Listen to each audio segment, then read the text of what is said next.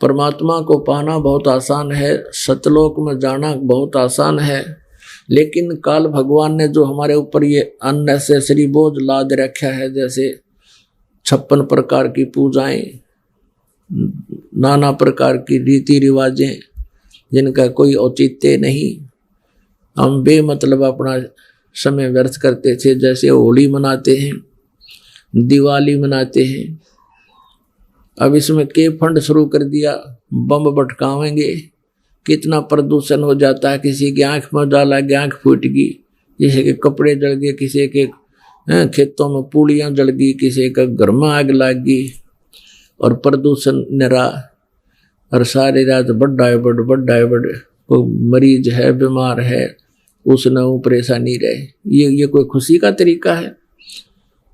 और फिर उद्देश्य क्या?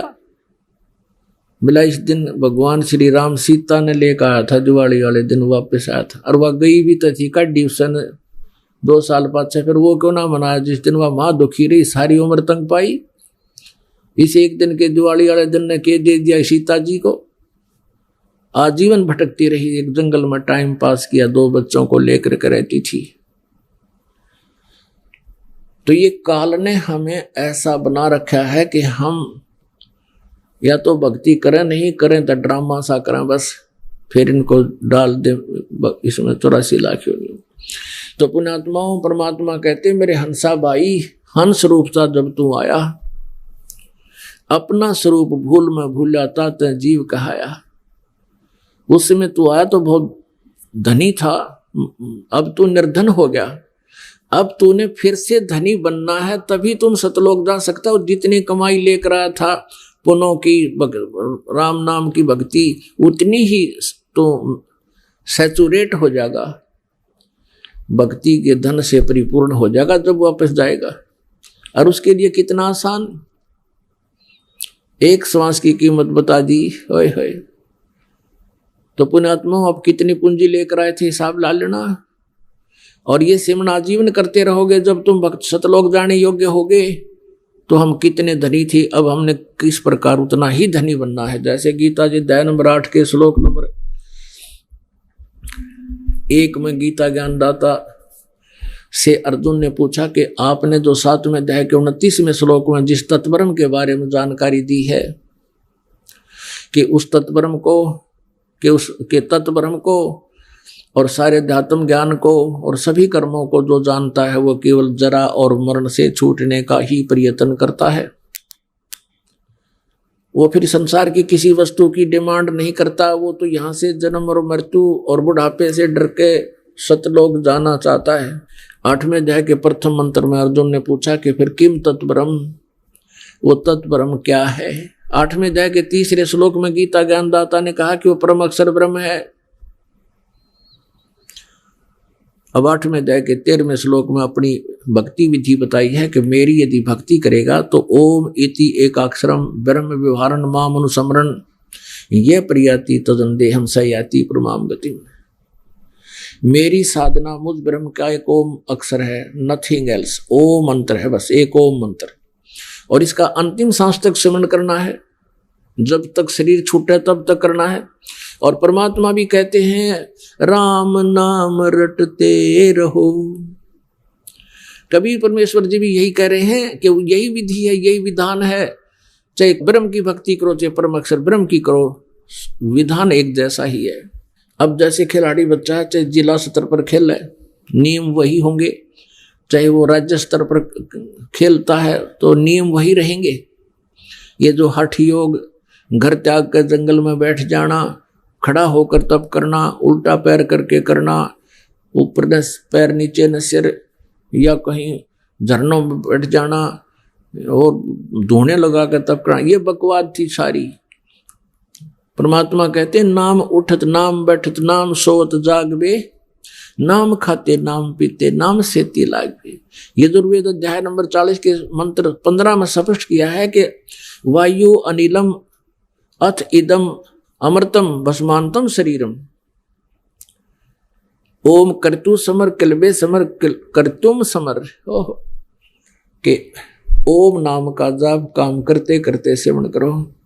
विशेष कसक के साथ श्रद्धा के साथ सिमरण करो और मनुष्य जीवन का परम कर्तव्य जान के ओम का सिमरण करो। वायु अनिलम,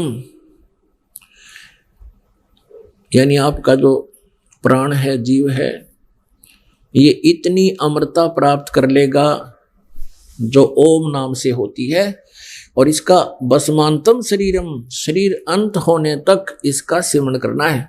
और वही परमात्मा की वाणी यानी सच्चिदानंद घन ब्रह्म की वाणी तत्व ज्ञान बता रहा है कि नाम उठत नाम बैठत नाम सोत जागबे, नाम खाते नाम पीते नाम सेती लागबे।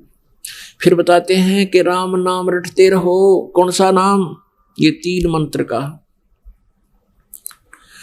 राम नाम रटते रहो जब तक घट में प्राण, यानी आखिरी सांस तक। कभू तो दीन दयाल के बनक पड़ेगी कान। तो कहने का भाव यह है कि जो गीता ज्ञान दाता कहता है कि मेरा एक ओम मंत्र है, नथिंग एल्स, इसके अतिरिक्त और कोई मंत्र जाप करने का नहीं है। जो तुम और करते हो ओम नमः शिवाय फल ऐसे ऐसे अपने आप बना रहे हो, विष्णु जी का सेंसर नामा, ये कोई मंत्र नहीं है जाप करने के। हरे कृष्ण हरे राम राधे श्याम सीताराम राम राम, ये मंत्र नहीं है। जब हम गीता जी को एक सत्शास्त्र मानते हैं तो उसका अनुसरण भी करना चाहिए हमने, अन्यथा हम शास्त्र विधि त्याग का मनमाना आचरण कर रहे हैं। तो उसने क्या बताया है कि मेरा तो एक ओम मंत्र है, उच्चारण करके सेवन करने का, अंतिम सांस तक करता रहेगा तो मुझे प्राप्त होगा। 8वें अध्याय के 3 श्लोक में उसने बताया है कि गीता ज्ञानदाता ने कि वो परम अक्षर ब्रह्म है। अब यहाँ उस परम अक्षर ब्रह्म की साधना 17वें अध्याय के 23वें श्लोक में गीता जी में स्पष्ट किया है कि ओम तत्सत इति निर्देश है ब्रह्मण त्रिविध समर्थ है। सच्चिदानंद घन ब्रह्म, ब्रह्म ने माने उस परम अक्षर ब्रह्म की साधना, उसकी प्राप्ति का ये 3 मंत्र के जाप का सिमरण का निर्देश है। निर्देश का अर्थ अंडरस्टूड है, डायरेक्शन है, नथिंग, इसमें अग्रम मग्रम नहीं, स्पष्ट है। और इसकी 3 प्रकार से त्रिविध है इसका सिमरण होता है। तत् और सत्य सांकेतिक है और इनका 3 ही तरीके से सिमरण होता है। जिनको सारनाम प्राप्त है, अब तीनों मंत्र मिलके चलते हैं उनके। ओम ब्रह्म का है, तत् ये अक्षर ब्रह्म का है, जिसको परब्रह्म भी बोलते हैं, अक्षर पुरुष भी कहते हैं। और सत ये सांकेतिक है, सत भी और तत् भी सांकेतिक। और सत है ये परम अक्षर ब्रह्म का मंत्र है। तो इसमें जैसे आप जी को बताया कि एक तो साधना है, एक पूजा है, तो 2 मंत्र का ये सतनाम है, ये तो साधना है, और तीसरा मंत्र सार नाम है, ये पूजा है। इसका 3 प्रकार से सिमरण होता है। जिनको ये नाम प्राप्त है वो खूब अंडरस्टूड करते हैं, समझते हैं इसको, उनको अंडरस्टूड है। अच्छा, अब आपको बताया जा रहा है कि इसने क्या बताया है कि 8वें अध्याय के 5 और 7 श्लोक में गीता ज्ञानदाता कहता है तू मेरा सिमरण कर, युद्ध भी कर और मेरे ही भाव में भावित रहे, मुझे प्राप्त हो। फिर 8वें अध्याय के 8, 9, 10 में तुरंत 3 मंत्रों में क्लियर किया है इसने कि यदि तू परम अक्षर ब्रह्म की पूजा करेगा तो उस भक्ति की कमाई से, भक्ति योग के बल से, योग माने साधना से, उस भक्ति की शक्ति से तू उस परम अक्षर ब्रह्म को प्राप्त होगा। यानी कहने का दास का उद्देश्य जो अब था कि हम जो कमाई नाम की करेंगे, इसकी भक्ति की शक्ति, इस कमाई से हम सतलोक जा सकेंगे। और वो कमाई हमने गणी करनी पड़ेगी, क्योंकि हम निर्धन गणे हो लिए। पहले हम ओम नाम का जाप करते थे और कोई पता ही नहीं था, ओम नाम का जाप जैसा भी उच्चारण करके हमने किया, सारी सारी उम्र करे, हजारों वर्ष तक की आयु होती थी, तो इससे कुछ पुण्य बन जाते थे, उनसे फिर ब्रह्मलोक प्राप्ति होती थी। ब्रह्मलोक में जाके इसने फिर ठगना था हमारे को। हम इससे पहले इससे भी धनी थे, जब हमने खाली करके हमें पटक दिया यहाँ पर, ये हमारे साथ धोखा कर रहा है। तो ब्रह्मलोक में गए, वहां भी फिर अपनी वह जेब में जो खर्च था, पूंजी थी, नाम की कमाई थी, वहां के सारे ठाठ, जैसे रेस्टोरेंट होते हैं ऐसे ये स्वर्ग हैं। रेस्टोरेंट में धनी व्यक्ति ही रुक सकता है जिसकी जेब में अच्छी मोटी हो, और फिर क्या होता है, उसी की सारा खर्चा उसी को देना होता है, कमरे का किराया भी, सारा खाना पीना सब चार्जेज, और धीरे धीरे उसकी जेब हल्की हो जाती है। फिर जब उसको पता लग जाता है कि जेब में 500 रुपये रह गए, किराया खिसक ले यहाँ से, तो वो सारी अपनी जेब कटवा के यानी उस होटल में बर्बाद करके वापस आ जाता है। ऐसे ही स्वर्ग और महास्वर्ग हैं, इस काल ने हमें धोखे में डाला हुआ है। तो हम ऐसे गलती करते रहे, हमें पता ही नहीं था, इसका विकल्प नहीं था। अब विकल्प है हमारे पास, परमात्मा ने बता दिया। अपनी पूंजी को व्यर्थ नहीं करना, किसी को आशीर्वाद नहीं देना, नहीं तो आप की पूंजी खत्म हो जाएगी। आपको आपने किसी के हाथ पे, सिर पे हाथ रख भी नहीं रखना, आपकी पूंजी जाए। पहले तो आप भी खाली थे और अगला भी खाली था, अब खाली बर्तन एक दूसरे को करें जाओ न, उसमें क्या आना जाना था, कुछ भी नहीं था। तो पहले तो आप किसी ना आशीर्वाद दो थे, ना अगले का कुछ लाभ होना, ना आपका हानि होनी थी, वो तो न्यू का न्यू थे, पैरेलल थे, अब तो दोनों खाली। तो अब आपने अपने टायर में, अपने पहिए में हवा भरनी शुरू कर दी, पंप दे दिया आपको दास ने। अब आप हवा भर रहे हो पंप से, और आपने अपने दूसरे मित्र की गाड़ी में अपने टायर से पाइप लाकर उसका टायर में डाल दिया, ना वो चालन दोगा रहा ना आपका रहा, यानी आप भी खाली कर लिया पहिया। तो उसका प्रोसीजर ये है कि आप जी उसको भी पंप ही दिलवाओ कि इससे अपना हाथ से अपने प्रयत्न करके आप भी अपना भक्ति की ये जो हवा भरो, सिमरन करो। तो ऐसे आप जी ने अपनी भक्ति को बचा के रखना। जैसे माता गर्भ को रखे यत्न बनाए, ठेस लगे तो छन होवे तेरी ऐसे भक्ति जावे। जैसे किसी बहन को, माता को गर्भ रहा हो, अब वो ही जानती है उस गर्भ को कैसे सुरक्षित रखना होता है। धीरे धीरे चलती है, कहीं ऊंचे नीचे में पैर झटका लग जा, मेरा गर्भ ना गिर जा। रात के समय भी, सोते समय, करवट बदलते समय भी उधड़ के पड़ती है, कहीं बच्चे पर दाब ना आगी हो। खाने पीने में भी कंट्रोल, संयम रखती है, तब वो एक पुत्र या पुत्री रूपी लाल प्राप्त कर लेती है। ठीक इसी प्रकार पुण्यात्मा आप जी ने अपनी भक्ति को ऐसे संभाल के रखना है, जैसे माता गर्भ को रखे यत्न बनाए, और ठेस लगे तो छन हो जा, क्षीण हो जा। ऐसे भक्ति नसाए, ऐसे भक्ति नष्ट होती है आपकी। तो आप जी ने मर्यादा में रहना है, मर्यादा को तोड़ना नहीं है। इस प्रकार हम परमात्मा पाएंगे और सतलोक चले जाएंगे।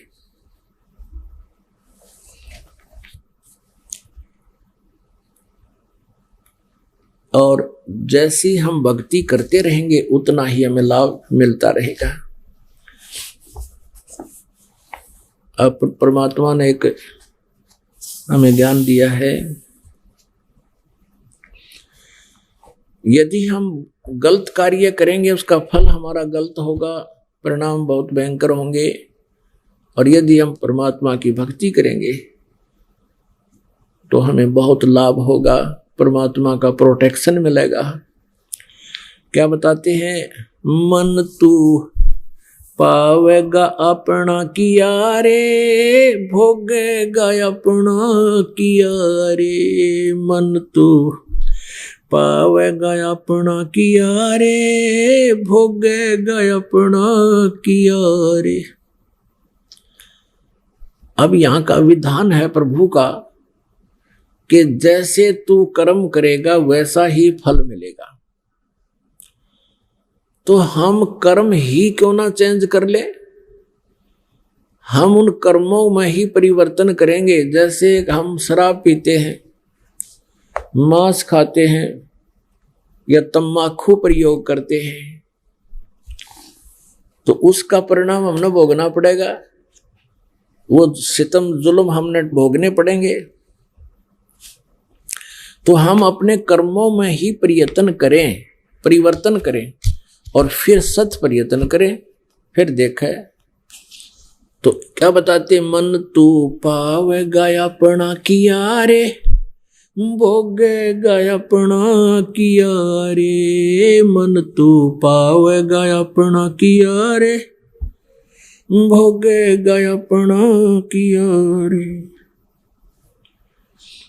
भाई राजा राम की कार उलंघी, गई सीता लंक मंझारे। राजा राम की कार उलंघी, गई सीता लंक मंझारे।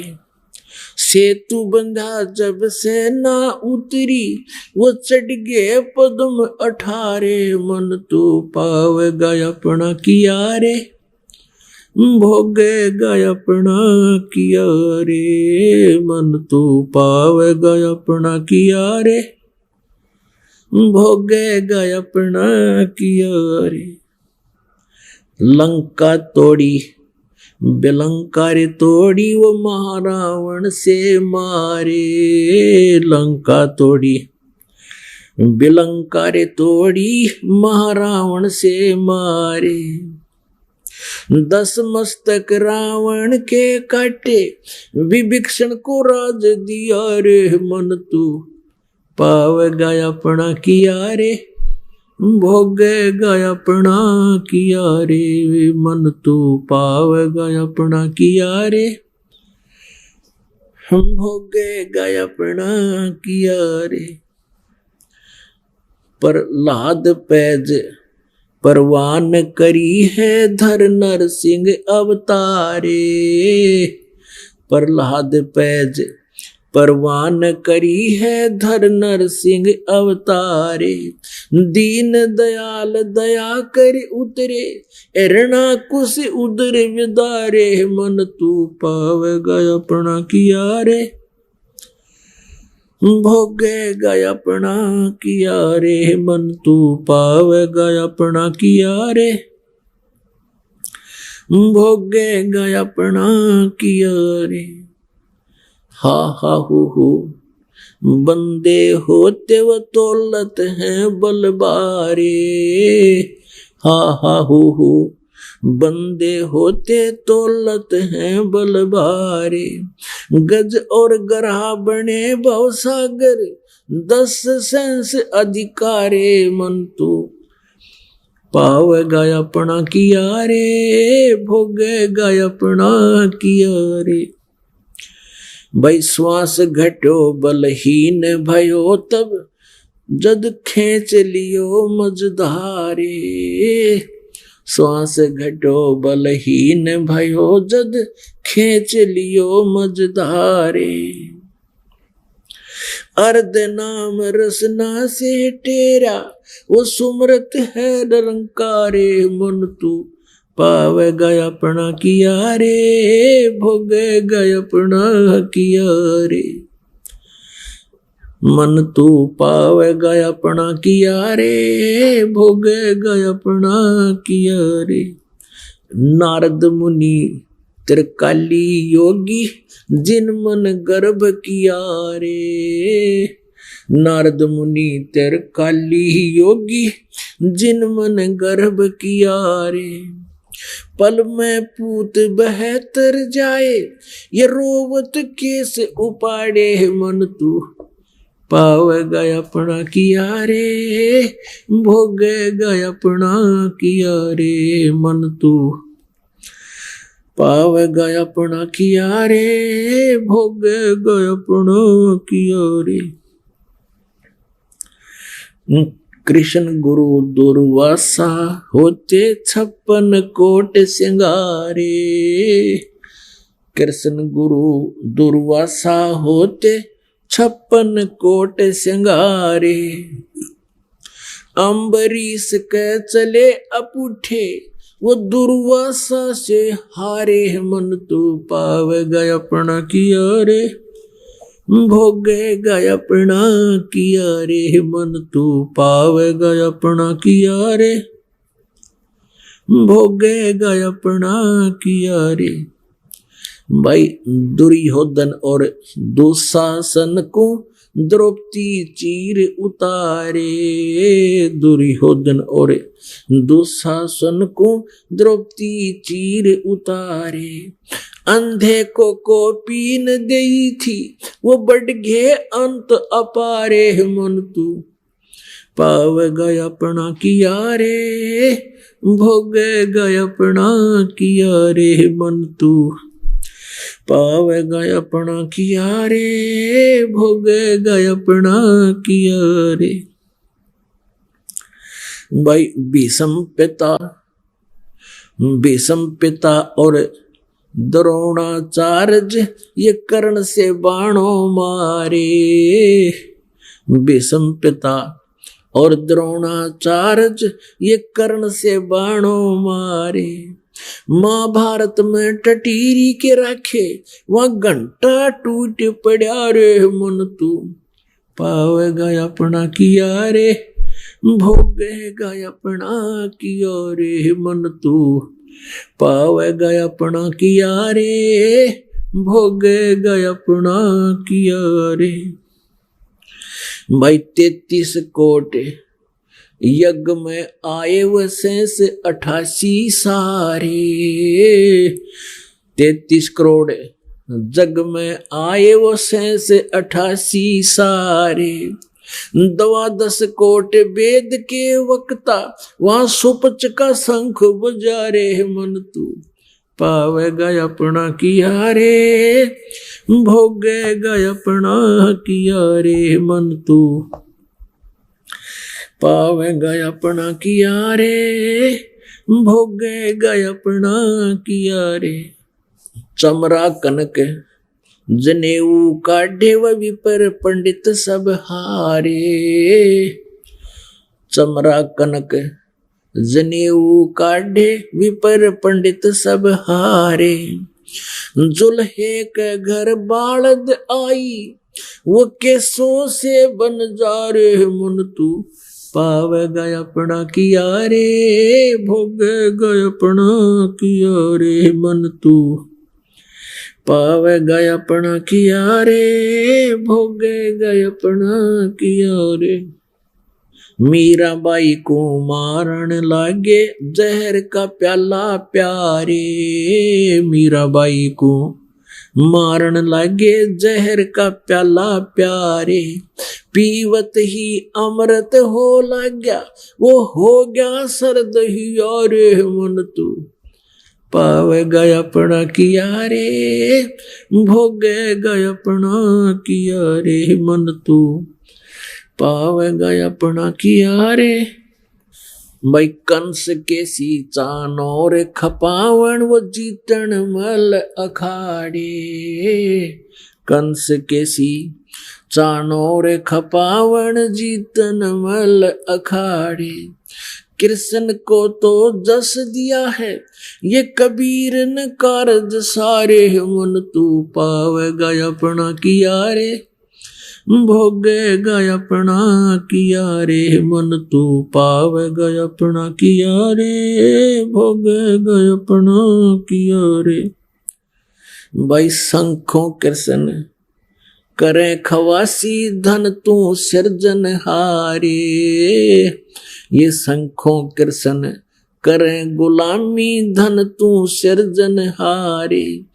दास गरीब करे को सरवर ऐसा शीस हमारे। मन तू पावेगा अपना किया रे, भोगेगा अपना किया रे। मन तू पावेगा अपना किया रे, भोगेगा अपना किया रे। पुण्यात्मा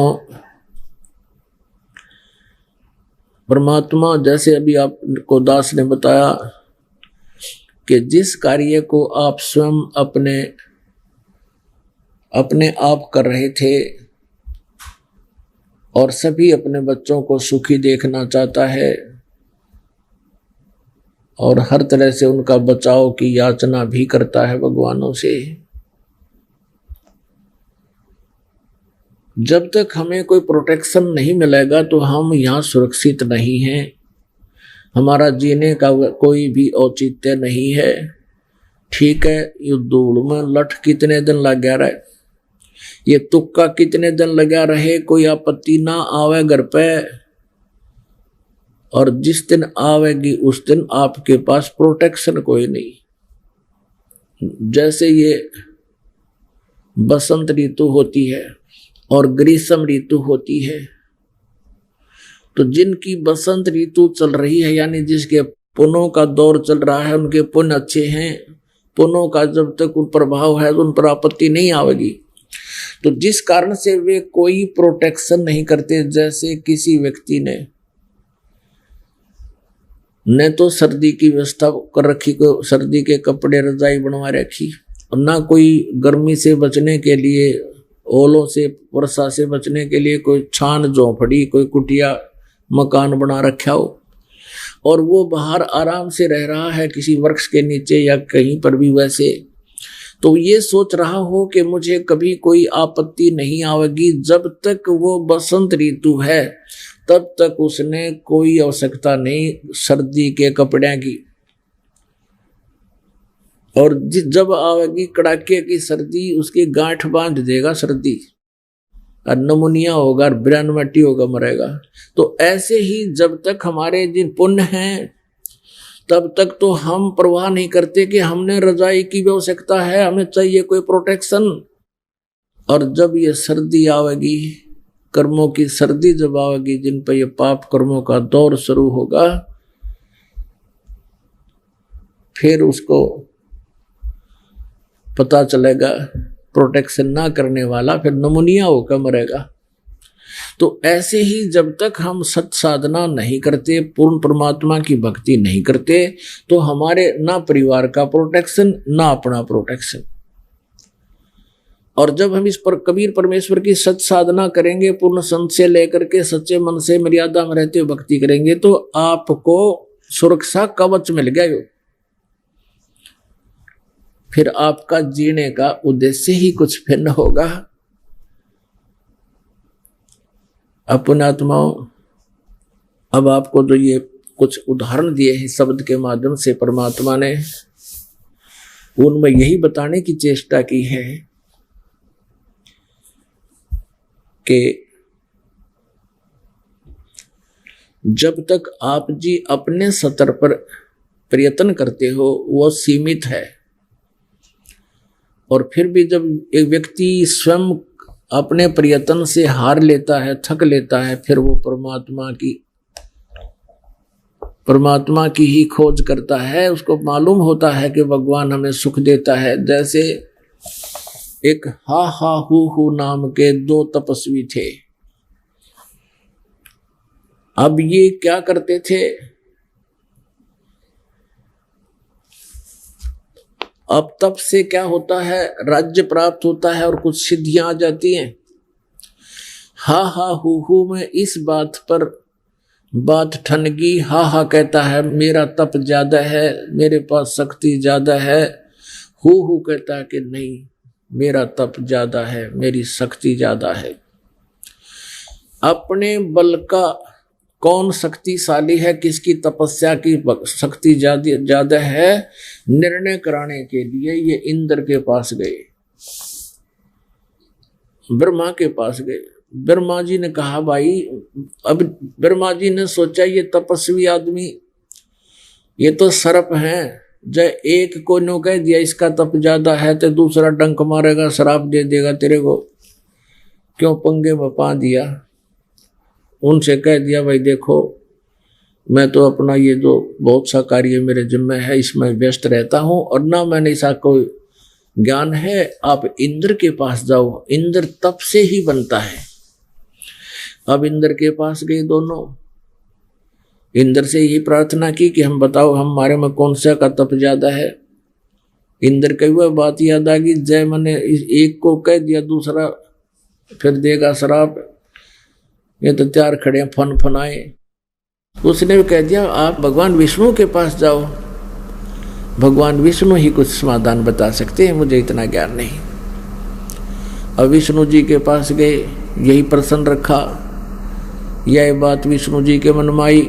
एक को कह दिया दूसरा त्यार खड़ा था, तुरंत डंक मारेगा, श्राप देगा, क्योंकि वो पहले नारद के श्राप से दुखी हो रहे थे। तो उसने कहा देखो भाई मुझे इतना ज्ञान नहीं है, भगवान शिव जी तप ज्यादा करते हैं, वही बता सकते हैं। उन्होंने शिव जी की तरफ दिखा दी वह बीमारी। अब फिर शिव जी के पास आए, शिव ने कहा, शिव से ये प्रार्थना की, तो ये बात शिव जी के ध्यान में आई। शिव ने कहा कि भाई तुम ऐसा करो, मेरा तो हो गया ध्यान का समय है, इतना समय मेरे पास है नहीं, आप यूं करो मतंग ऋषि के पास जाओ मृतलोक में। मतंग ऋषि, और मतंग ऋषि बहुत डील डॉल थे, बड़े तगड़े, अच्छे मोटे भारा कति तगड़े थे, बहुत बड़े अच्छे पेटू से। और वो बैठे थे अपना एक आसन लगाए कुटिया के बाहर, न पूरे दड़ंग थे। अब दूर से देखा उन दोनों ने, हा हा हु ने, एक के मन में आ गया कि बड़ा हाथी सा पड़ा है भाई महात्मा दे, हाथी सा बैठा है। अब दूसरे के मन में आए मगरमच्छ बैठा है भाई, तो मगरमच्छ सा पड़ा है। अब मन की बड़ी बकवास, बड़ी गंदी सोच है इसकी। तो कहते हैं महापुरुषों के बारे में, संत महात्मा गुरुओं के बारे में मन में दोष भी नहीं आने देना चाहिए, लेकिन उन दोनों के मन में दोष आ गया। एक सिद्धि मन वृत्ति बतावे, एक सिद्धि ऐसी होती है इन तपस्वियों के पास जो सामने वाले के मन में के बकवाद है, क्या सोच रहा है वो बता देता है। तो वो मतंग ऋषि के पास वह सिद्धि थी। हा हा हु ने जाकर कहा कि महाराज जी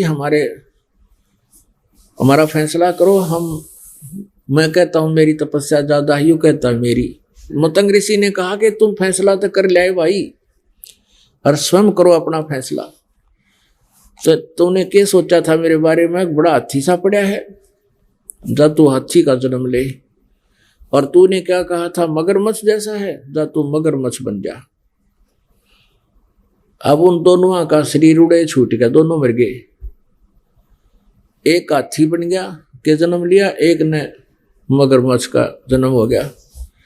अब कहते पिछले तब से होते हैं ये सारे अड़ंगे जो पिछले संस्कारों से ही आपके, जो दास आपको बताना चाह रहा था कि आपके यहाँ कहते हैं कबीर परमात्मा कहते हैं एक लेवा एक देवा दूतम, यहाँ कोई किसी का पिता नहीं पूतम। ये तो ऋण संबंध जुड़ा एक ठाठा, अंत में सब बारह बाटा।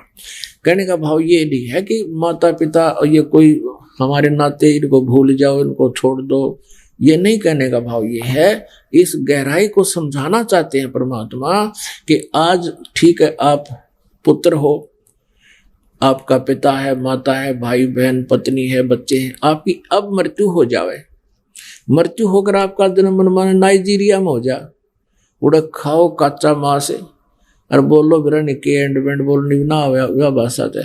तो आपका यू परिवार हुआ कैसे, आपका कहाँ से है ये? तो यहाँ संस्कारों से हम जुड़े हुए हैं, और हमारे संस्कार है नाइजीरिया मान ले तो वहां जन्म होगा। तो यहाँ क्या बताते हैं, पिछले ही संस्कार जो उन्होंने किया था उसी आधार से एक मगरमच्छ बन गया, एक हाथी।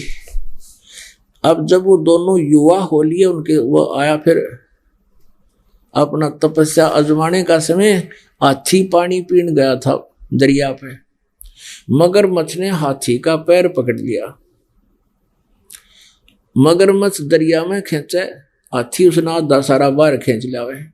कभी वो हाथी को खींच ले जा, कभी हाथी उसने बाहर। ऐसे कहते हैं 10,000 वर्ष से भी अधिक समय तक ये ऐसे अपना वो खींचातानी करते रहे। शाम के समय छोड़ दें वो अपना चारा चरावा, सुबह आते फिर हाथी पैर पकड़वा दे, ले पकड़े हम देखूं, और मगरमच्छ उसने फिर घसीटे, वो उसने घसीटे। तो फिर क्या हुआ कि उसके हाथी के जो आसपास साथी थे उसके, वो क्या करते थे, आसपास से वो केले के वृक्ष तोड़ तोड़ के लाया करते, उस हाथी ने छकाया करते, फिर नो चाली तो लड़ी उसके ला कर कुश्ती। अब क्या हुआ कि आसपास के सभी वो 10,000 वर्ष थोड़े हुए, सारा जंगल खाली हो गया, खा गया उन्हें। अब हाथी के पास उसके साथी थे, वो चले गए, कुछ मर गए, वो भूखा रहने लगे, उसको पूरा आहार भी नहीं मिल रहा था, वो कमजोर हो गया, बलहीन हो गया। अब मगरमच्छ का तो वहां सारी व्यवस्था थी, नरी मछलियां पैदा हुए और खाओ खूब डट गए। तो उसने क्या किया, हाथी को खींचना शुरू किया जल में, खींचते खींचते एक मिलीमीटर जब उसका समझो सूंड बाहर रह गया, सूंड। अब हाथी का श्वास सूंड में के माध्यम से आता है, हाथी सारा चला गया और सूंड का समझो जल में जाती है, वो मर जाना था उसने। तो उस समय हाथी ने परमात्मा याद किया, आधा एक पाया था, राम पूरा भी नहीं बोला था, यानी कसक के साथ बोला, राम रोम तो तक आना था, वो अंदर की पुकार करी थी वह। तो वो हृदय की जो पुकार है, वो आत्मा का साथी कौन है, आत्मा का आधार कबीर परमेश्वर है। अब वो परमात्मा ने उस सुदर्शन चक्र छोड़ा और वो मगरमच्छ के मस्तक पर जा लग गया, और मस्तक पर लगते उसका मुंह ढीला हो गया, हाथी का पैर निकल गया।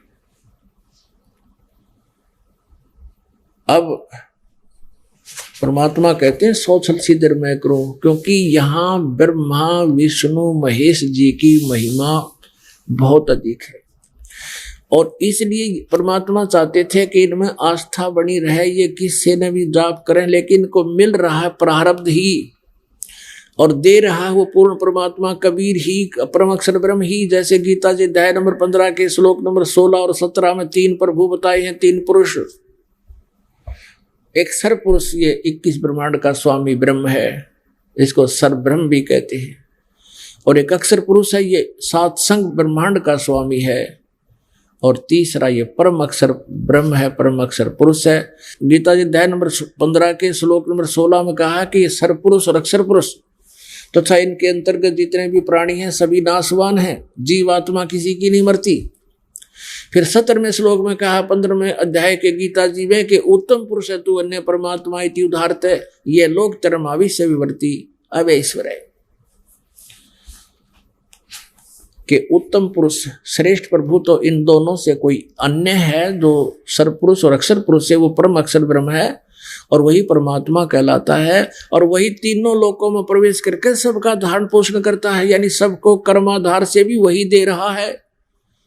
या भूल ईब मिटेगी, हम जो इनको ब्रह्मा विष्णु महेश जी को ही क्रेडिट दिया करते थे, अब आपका कंसेप्ट क्लियर हो जाएगा।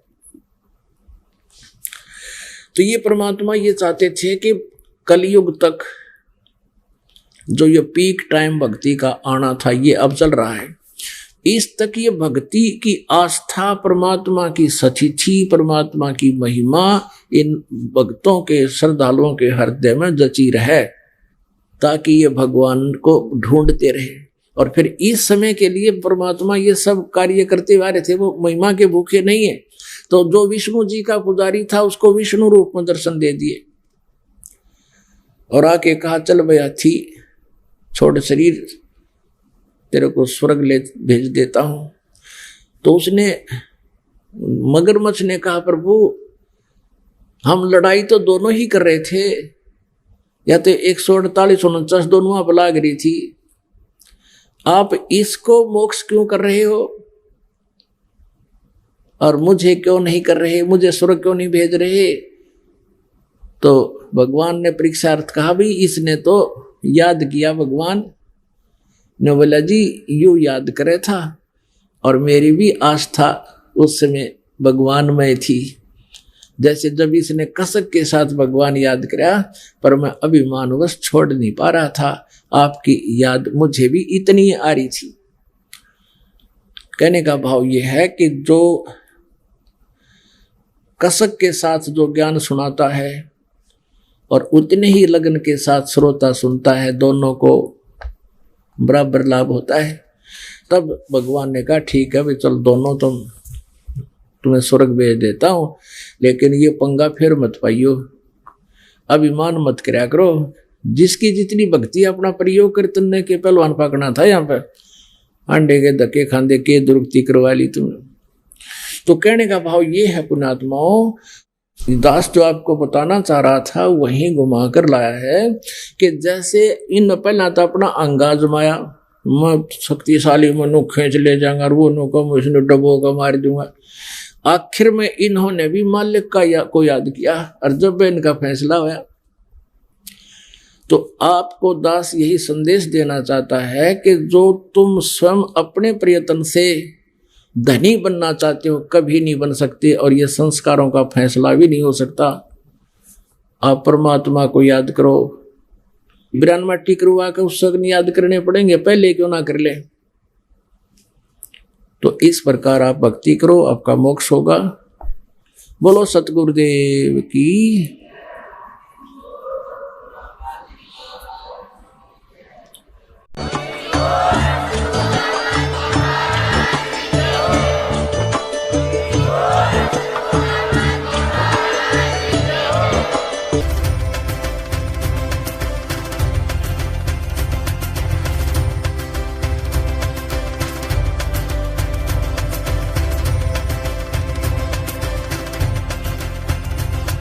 अगर आप ये वीडियो YouTube पर देख रहे हैं तो हमारे चैनल को सब्सक्राइब करें और बेल आइकन को दबाना ना भूलें। अगर आप Facebook पर ये वीडियो देख रहे हैं तो हमारे पेज को लाइक करें।